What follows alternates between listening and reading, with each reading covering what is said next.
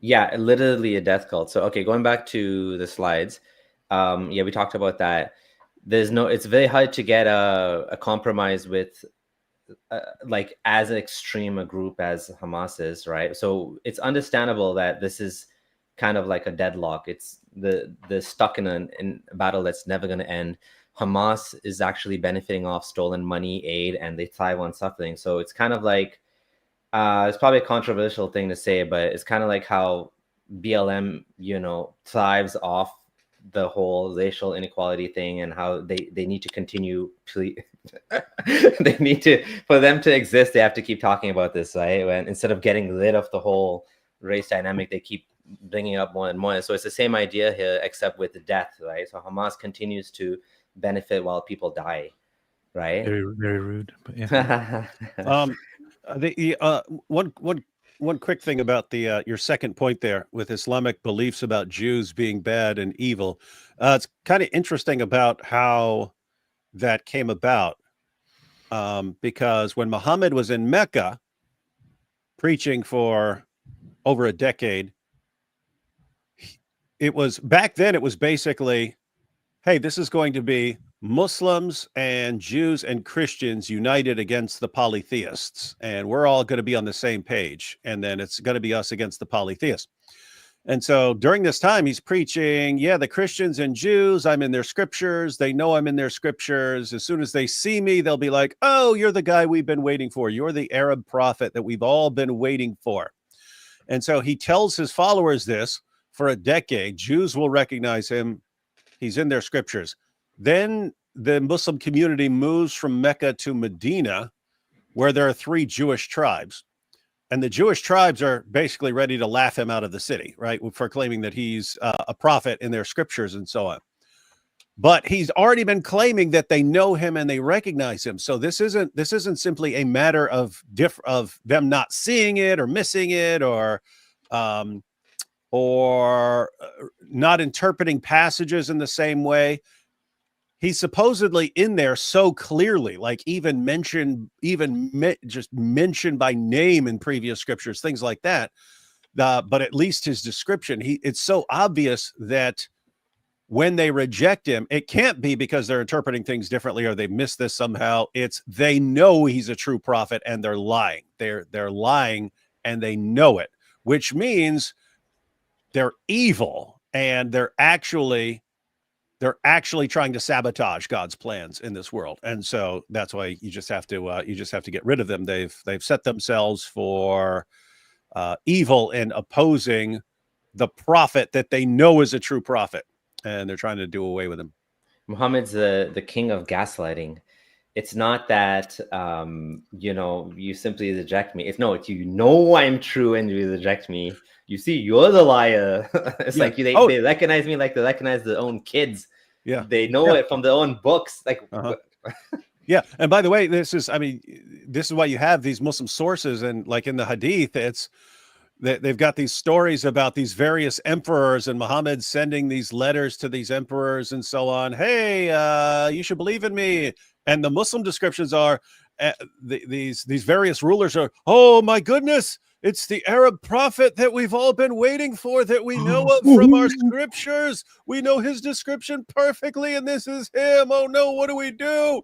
Oh, let's resist him. Let's oppose him. And so, Muslims who are being told this, they don't know that this is all nonsense, but that's what they're told. It's Jews, Christians, everyone. We actually know this guy's a prophet. We know it. It's as clear as day, and we choose to be on the side of evil, and that makes us evil. Yeah, like some people say that a kuffar means someone that intentionally knows the truth and rejects it. Like, who the hell would do that? Doesn't even make sense. Like, I know. Okay, like, so me, I literally know Allah exists. Yet I'm like, yeah, I don't care. What? I don't want it to be real. I don't care. Yeah, it's gaslighting. Okay, so continuing, and then we'll do the super chats. So yeah, we talked about culture of martyrdom, the Hamas leaders living in opulence. Actually, the Hamas leaders are mostly dead now. So maybe I should cross out that point. Well, I mean, if Islam is true, they're, That's a You funny. see, Living in our opulence. dead is in paradise. You're dead in hellfire. Omar Suleiman said that. Remember that? Yeah. Oh, yeah. We made a video about death cult, right? With Yeah, him. that's What did he yeah. say? I don't remember exactly. He said exactly that. He was like, "Our dead are in paradise, yours are in hell," and it was just like glorifying death, basically, like Article 8 or 7 that we were referring to. That's funny. That's funny. That's funny. But yeah, you're And- right. Although you put it very funnily just now, most of those people are dead. There are some that are still around, that are still alive. Those from Qatar. Tick tock, tick tock. I don't think they're going to be around But forever. many of the leaders, both inside Gaza and in Qatar, have been taken out by Israel since the beginning of this conflict, and it was kind of awesome how they did it, to be honest. Didn't Al Jazeera didn't they have something to do with Yahya Sinwar? Didn't they kind of like throw him under the bus, or was it Qatar? Yeah, Abdul, there was do a you tweet. remember? There was a tweet about that. Actually, I was surprised to see that. There's a tweet where apparently the claim is that Al Jazeera told him he's being invited for an interview, and that's when he came out. Before he was, I'll see if I can find the tweet. But yeah, I was like, whoa, this is interesting. This is not like well-known news, and it's like way after the fact that this came out. It was on Twitter, so I don't know how true it is, but let me find it. The thing is, there has been a lot of infiltration and spying and helping from within against certain leaders. Even the Hezbollah leader, Hassan Nasrallah, he was killed by Israel after apparently somebody from the inside Lebanon on behalf of Iran was working with Israeli intelligence and informed him precisely where he is going to be at what time, upon which Israel conducted a strike and killed him. So the same thing with Ismail Haniyeh. I think with Ismail Haniyeh there was inside information that was leaked to Israel. They were in waiting, as a result of which Ismail Haniyeh was assassinated. There are lots of people on their side who really don't like them, so they should probably all be a little bit careful. Yeah, this was a tweet that I was talking about. That was like, Sinwar came up from the tunnel to film with Al Jazeera, thinking he's in control, and didn't know. I don't know if this is true or not, but this is what she's talking about. It's interesting for sure. Going back to like the topic, this is another reason why I want to talk about this. There's been like an overwhelming. I mean, we have a slide on that too about the anti-Semitism, but it's like open pro-Nazism now, right? Yeah, it's just people are not even scared of they're not even hiding anymore the true beliefs about Jews. And she's a fake hijabi too. She's Oh yeah, not yeah, real. yeah, yeah, yeah. We're She's a supposed to. phony. Yeah, we might do a video on this too. She's like selling nudes or something. That story became very, very weird. I saw her face going around, and then she's doing a Nazi salute on the street, and then next day her name is revealed, and then it comes out that she's actually a non-hijabi who does Snapchat something kind of fuss, or I don't know what. Yeah. I still don't know what is happening. I completely I stopped paying attention at that point, but I'm not sure what's up with that.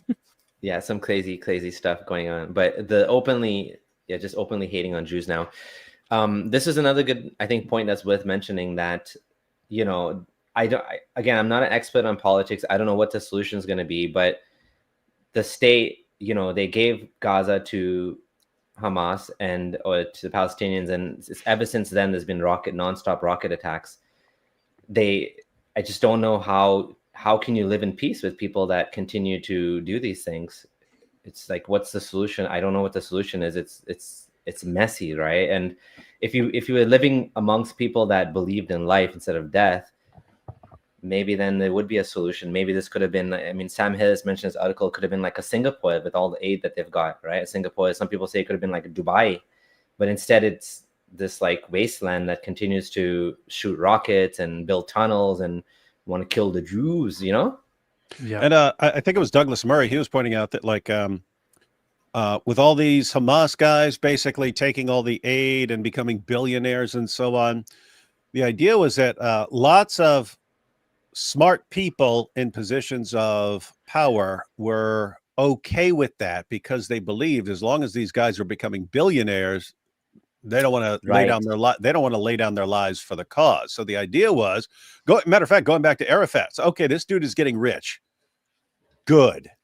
The richer he gets, the more he's got to lose, and the less he's going to want to lose it, and he's not going to want to become a martyr or something like that if he's absolutely loaded.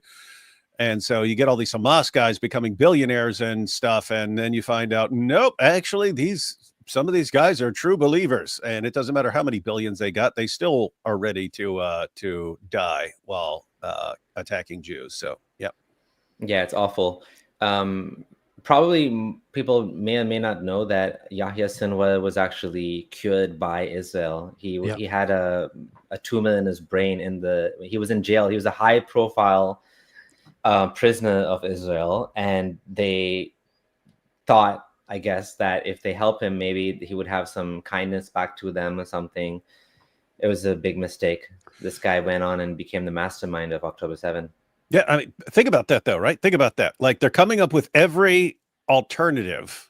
Hey, if we actually save his life, if we start if we're saving people's lives and giving them medical treatments to save them, maybe that will convince them not to want to kill us and wipe us out. If these guys become billionaires, then like whatever their motives are, no matter what their motives are, there's got to be something to pull them away from wanting to exterminate all of us. And nope, you kind of tried everything that would make sense at all, and none of it worked. They still want to kill him. The good point is he was in Israeli jail for killing Palestinians. So that's the reason why he was in jail in the first place, right? Yep. And the last point I just had on I just want to say, so he was put in prison for killing Palestinians. He was then while he was in prison, it was found out because he had repeated headaches and something was going on with his head. It was then found out that he had a brain tumor that was developing and it was growing. So with Israeli taxpayer money, they actually they removed his tumor and fixed his head, and then he was released as part of a deal. And then later he immediately returned to killing people again and to becoming the head of operations for Hamas in Gaza, and was now the mastermind of October 7, which resulted in killing over 1,000 Israelis.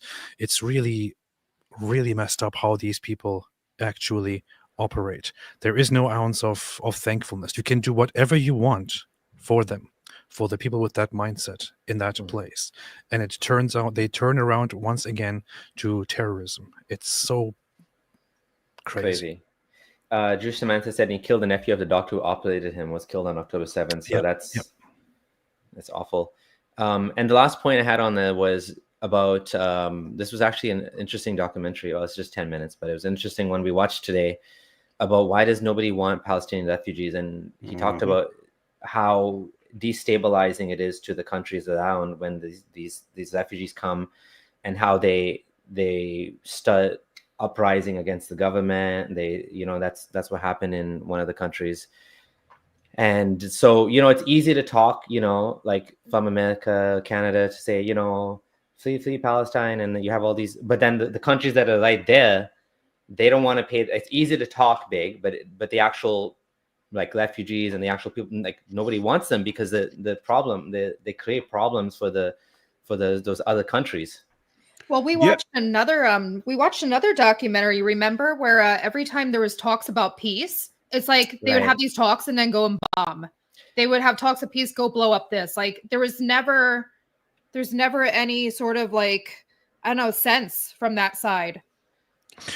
I just wanted to add, like, it's a really really messed up situation. You can see because Egypt is, I mean, you guys have seen the wall between Egypt and Gaza. They do not want people from Gaza coming into Egypt. That's a wall separating Gaza from the Muslim world. They don't want these guys in there, and it's basically because they actually understand. They understand better than Westerners what you're actually dealing with there, and it's just a sad reality that when you take little kids from the time they're little kids, and you raise them their entire lives, and you wire them and condition them that death for the sake of Allah is their ultimate goal, and that's, you know, the best thing you can do in life is to die for Allah while slaughtering other people and stuff. It's almost impossible to break out of that. Like you put them in other situations. Matter of fact, the creepy parallel, and I don't want it to be like this, but there is a kind of connection here. But it was way back in the day when Michael Vick, the NFL quarterback, got caught for he was doing dog fights and stuff like that. But they were he was hanging dogs. He was fighting pit bull dogs. They were eventually hanging them and stuff like that to kill some of the dogs and so on. So anyway, so everyone's freaking out. You're killing dogs. You're killing dogs. You're killing dogs. But it's like, people understand, once you've trained a pit bull to be a fighting pit bull, once he's done, he doesn't get to live a normal life after. He can't. He is a fighting pit bull. He's too dangerous of an animal. You actually kill him. But it's understood. Once you've trained it like that, it is a really, really, really, really, really dangerous animal that is not safe to be around. And it just sucks because, you know, human beings aren't dogs. We're capable of thinking, and you hope that, you know, people can turn on their reasoning ability and think through these things and re-examine what they've been taught and so on. But there is a sad reality that the conditioning is very, very powerful. And if you've been trained all your life to want to die while slaughtering people, and you want to die while fighting, and that's the best thing you can do, you're not exactly a model citizen if you're put into a different country. You're a dangerous thing. And it's like the surrounding Muslim nations understand you can't just take them over here and they're going to live normal lives. There would be some who live normal lives and so on, but you are going to get some people in there who are just seriously psychologically messed up, and they are going to do some serious damage in your area and stuff. So it's a really, really sad situation. Powerful. I want to say one thing quickly about what was just mentioned about there never being an attempt of peace on their side. There's a context that people need to understand about Hamas, which is that the very reason Hamas came into existence, and the very reason Hamas declared their intention to fight Israel in 1988 was because at that time the PLO, which was the secularist organization, and which became now the Palestinian Authority in the West Bank, the PLO was on the path of saying, okay, we will make concessions, we will give up certain things, and we will try to figure out a peaceful solution with Israel, try to recognize somehow a two-state solution, and look forward to peace. Hamas emerged as a response to that. They even very clearly, they state this in their charter, but they were very clear from the beginning that the entire reason that they had to rise up and become the new face of the Palestinians was that the PLO, the Palestinian Authority, were intending on conceding certain things and collaborating with Israel to find a peaceful solution. And you can't accept that, because Hamas will never accept, or the Palestinians, as they say, would never accept any concessions. They have to have all of the land, every single inch of it, and they have to get rid of the Zionists permanently, which is why Hamas came out with this declaration when they came out, and they immediately became popular. So the whole organization and their supporters were against peace all along, against any attempt for peace, and they still are. Yeah, it's unfortunate as well. Like, the whole ideology just makes the whole situation worse. The fact that this is like Holy Land, Al-Aqsa, and this and that, and it's just, I don't know how we're ever going to solve this problem. I have no idea.